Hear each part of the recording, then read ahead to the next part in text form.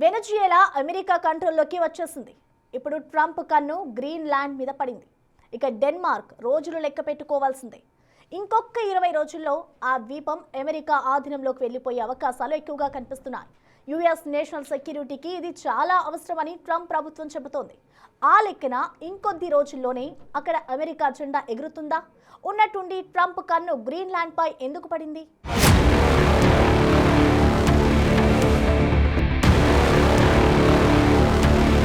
వెనెజుయేలా కథ ముగిసింది, గ్రీన్లాండ్ వంతొచ్చింది.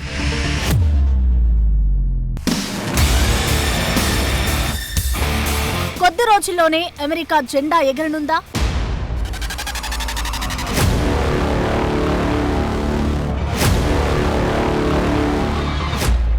ప్రపంచ దేశాల్లోని సహజ వనరులపై కన్నేసిన అమెరికా ప్రెసిడెంట్ ట్రంప్ దృష్టి ఇప్పుడు గ్రీన్లాండ్ పై పడింది. జాతీయ భద్రతా రీత్యా మాకు గ్రీన్లాండ్ కావాల్సిందే అంటూ ఆయన హెచ్చరిస్తున్నారు. దీని ద్వారా ఆర్కిటిక్ ప్రాంతంలోని శత్రువులను అడ్డుకోవచ్చని భావిస్తున్నారు. డెన్మార్క్ పాలనలో ఉన్న ఈ అతిపెద్ద ద్వీపాన్ని తమ పరిధిలోకి తెచ్చుకోవాలని ట్రంప్ గట్టి పట్టుదలతో ఉన్నారు. అయితే ఈ విషయంలో చూస్తూ ఊరుకోబోమంటుంది డెన్మార్క్. తమ ఆధీనంలో ఉన్న గ్రీన్లాండ్ ని కాపాడుకునేందుకు అన్నిటికీ సిద్ధమే అంటుంది. Everybody has to respect the sovereignty of all national states in the world, and that Greenland is today a part of the Kingdom of Denmark. It's a part of our territory, and it's not for sale. The chairman, the leader of Greenland, has been very clear that they are not for sale. And at the same time, we are willing to scale up from the Kingdom of Denmark. And I think NATO is the same. So if this is about securing our part of the world, we can find a way forward. Denmark north ఐరోపాలోని ఓ దేశం. Jutland ద్వీపకల్పం సహా మరికొన్ని దీవుల సమూహం. Denmark తో పాటు మరో 2 స్వయం ప్రతిపత్తి ప్రాంతాలైన గ్రీన్లాండ్, ఫారో దీవుల్ని కలిపి డానిష్ కింగ్డమ్ గా పిలుస్తారు. పురాతన రాజరికాల్లో ఇది ఒకటి. ఈ రాజ్యానికి కింగ్ ఫ్రెడరిక్ సార్వభౌమాధికారి, కానీ రాజ్యంలో పార్లమెంటరీ వ్యవస్థ ద్వారానే పాలన ఉంటుంది. అయితే గ్రీన్లాండ్ ని స్వాధీనం చేసుకునేందుకు ఎన్నో అవకాశాలున్నాయని, సైనిక చర్య ఆప్షన్ ని పక్కన పెట్టలేదని అమెరికా కూడా స్పష్టం చేసింది. ట్రంప్ దూకుడుతో అమెరికాతో చర్చలకు డెన్మార్క్, గ్రీన్లాండ్ సిద్ధమయ్యాయి. అమెరికా విదేశాంగ శాఖ మంత్రి మార్కో రూబియోతో సమావేశానికి సిద్ధంగా ఉన్నామని ప్రకటించాయి.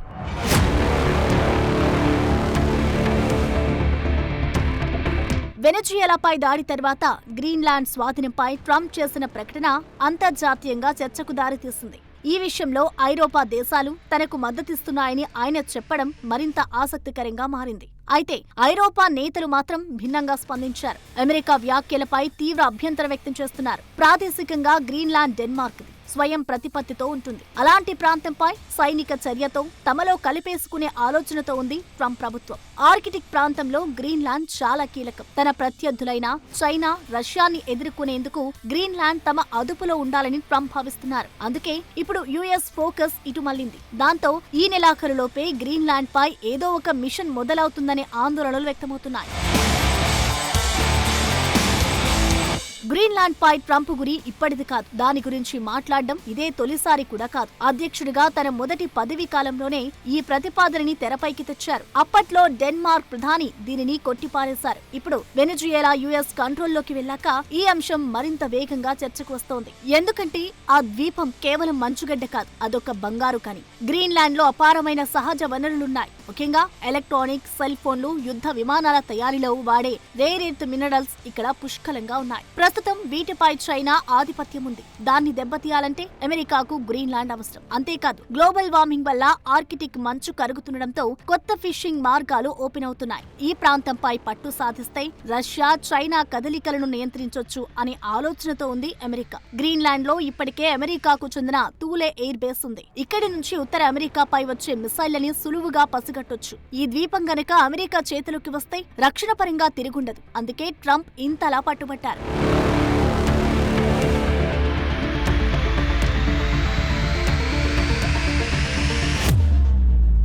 1946లోనే అప్పటి US president Harry Truman Greenland ని కొనుగోలు చేసేందుకు $100 మిలియన్ బంగారాన్ని ఆఫర్ చేశారు. అప్పుడే డెన్మార్క్ దానిని తిరస్కరించింది. ఇప్పుడు పరిస్థితులు పూర్తి భిన్నంగా ఉన్నాయి. గ్రీన్లాండ్ లో ఇప్పుడు 57,000 మంది జనాభా ఉన్నారు. గత ఏడాది నిర్వహించిన ఓ పోల్లో 85% మంది అమెరికా స్వాధీనం ఆలోచనని వ్యతిరేకించినట్లు తెలుస్తోంది. గ్రీన్లాండ్ ప్రధాని మేటే ఫ్రెడరిక్సన్ తమ దేశం అమ్మకానికి లేదని స్పష్టం చేసింది. అయితే 1951లో అమెరికా, డెన్మార్క్ ఓ ఒప్పందంపై సంతకం చేశాయి. దాని ప్రకారం గ్రీన్లాండ్ లో అమెరికా ఏదైనా చేయగలదని చెబుతున్నారు. గ్రీన్లాండ్ టెక్నికల్ గా డెన్మార్క్ లో భాగమైనప్పటికీ దానికి స్వయం ప్రతిపత్తి ఉంది. డెన్మార్క్ కూడా గ్రీన్లాండ్ ను తన ఆత్మగౌరవంగా భావిస్తోంది. దాన్ని అమ్మే ప్రసక్తే లేదని పదే పదే తేల్చి చెబుతోంది. అయితే గ్రీన్లాండ్ ఆర్థికంగా డెన్మార్క్ ఇచ్చే గ్రాంట్లపైనే ఆధారపడి ఉంది.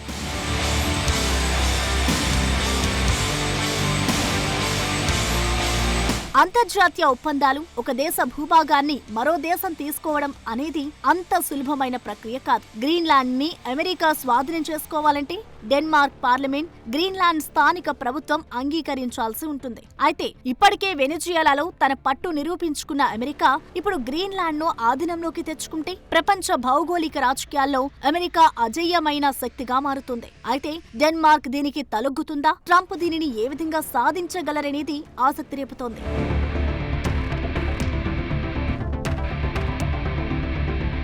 గ్రీన్లాండ్ విషయంలో అమెరికా చాలా క్లియర్ గా ఉంది. ఖచ్చితంగా తమ ఆధీనంలోకి తీసుకుంటామని చెబుతోంది. మరి ఈ పరిస్థితుల్లో అమెరికాని ఢీకొట్టడం డెన్మార్క్ వల్ల అవుతుందా?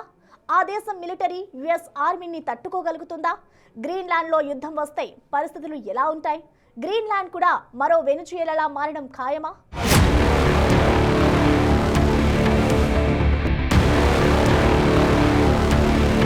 గ్రీన్లాండ్ ఇప్పుడు ప్రపంచ రాజకీయాల్లో ఆసక్తికరమైన చర్చగా మారింది. ముఖ్యంగా అమెరికా కొన్నేళ్లుగా గ్రీన్లాండ్ను కొనుగోలు చేస్తామనో, తమ ఆధీనం కిందకు తెచ్చుకుంటామనో చేస్తున్న వ్యాఖ్యలు డెన్మార్క్ను ఇరకాటంలో పడేస్తున్నాయి. ఇప్పుడు వెనజుయేలాని తమ కంట్రోల్లోకి తెచ్చుకున్నాక నెక్స్ట్ టార్గెట్ గ్రీన్లాండే అని అమెరికా చెప్పాక మరింత హీట్ నెలకొంది. అమెరికా గ్రీన్లాండ్పై కన్నేయటానికి భౌగోళిక వ్యూహం కారణం. ఆర్కిటిక్ ప్రాంతంపై పట్టు సాధించాలంటే గ్రీన్లాండ్ కీలకం. రష్యా, చైనాల కదలికలను గమనించటానికి ఇది అమెరికాకు ఒక పెద్ద ఎయిర్ క్రాఫ్ట్ క్యారియర్ లాంటిది. మరొకటి, ఈ మంచు కింద అపారమైన చమురు, గ్యాస్, అరుదైన ఖనిజాలున్నాయి. భవిష్యత్తులో గ్రీన్ ఎనర్జీ టెక్నాలజీకి ఇవి చాలా అవసరం. అందుకే అమెరికా గ్రీన్లాండ్పై ఫోకస్ పెట్టింది.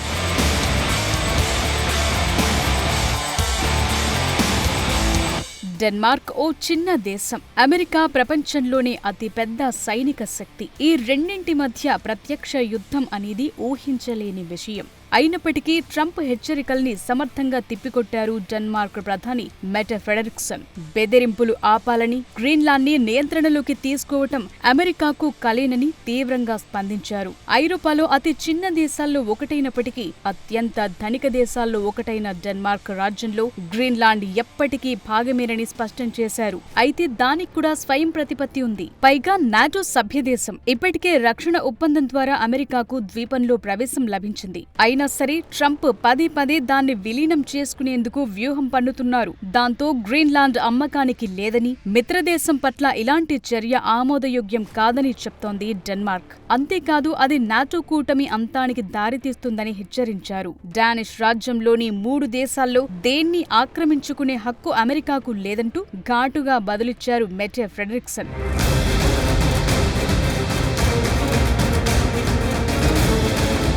అమెరికా ఆలోచనల్ని డెన్మార్క్ ప్రధాని తిప్పికొట్టే ప్రయత్నం చేశారు. నాటో కూటమి అంతానికి దారితీస్తుందని హెచ్చరించిన అమెరికా తాము లేకపోతే నాటోనే లేదంటోంది. వాస్తవానికి డెన్మార్క్ సైన్యం చాలా చిన్నది. అమెరికాతో పోలిస్తే వారి రక్షణ బడ్జెట్ చాలా తక్కువ. కాబట్టి కేవలం సైనిక బలంతో డెన్మార్క్ అమెరికాని ఢీకొట్టడం అసాధ్యం. ఇక్కడే అసలైన ట్విస్ట్ ఉంది. డెన్మార్క్, అమెరికా రెండు నార్త్ అట్లాంటిక్ ట్రీటీ ఆర్గనైజేషన్ నాటోలో సభ్యదేశాలు. ఒక సభ్యదేశంపై మరొక సభ్యదేశం దాడి చేయడం నాటో కూటమి నిబంధనలకు విరుద్ధం. అమెరికా గనుక గ్రీన్లాండ్ ను ఆక్రమిస్తే అది అంతర్జాతీయంగా అమెరికాకున్న మిత్రదేశాల నమ్మకాన్ని ప్రతిష్టని దెబ్బతీస్తుంది. ఒకవేళ గ్రీన్లాండ్ లో యుద్ధ వాతావరణం నెలకొంటే అది సాధారణంగా ఉండదు. అక్కడ వాతావరణమే పెద్ద సవాల్. గ్రీన్లాండ్ అత్యంత శీతల ప్రాంతం. అక్కడ యుద్ధం చేయటం ఏ సైన్యానికైనా నరకప్రాయమే. రోడ్లు, రవాణా సౌకర్యం లాంటి మౌలిక సదుపాయాలు దాదాపు శూన్యం. పైగా గ్రీన్లాండ్ లో ఉండే ప్రజలు తమ స్వయం ప్రతిపత్తిని కోరుకుంటున్నారు. అందువల్ల అమెరికా బలవంతపు ఆక్రమణను వారు అంగీకరించే పరిస్థితి లేదు. ఖచ్చితంగా ప్రతిఘటన మొదలవుతుంది.